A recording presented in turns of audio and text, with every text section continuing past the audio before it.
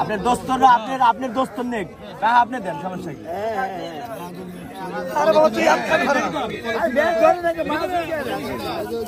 নগদ কেটে দিবেন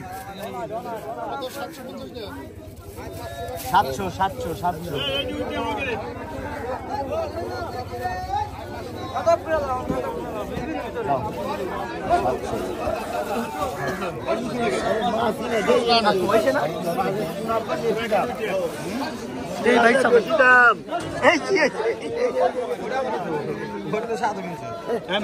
কি মাছ এগুলো ভাই ভালো আছে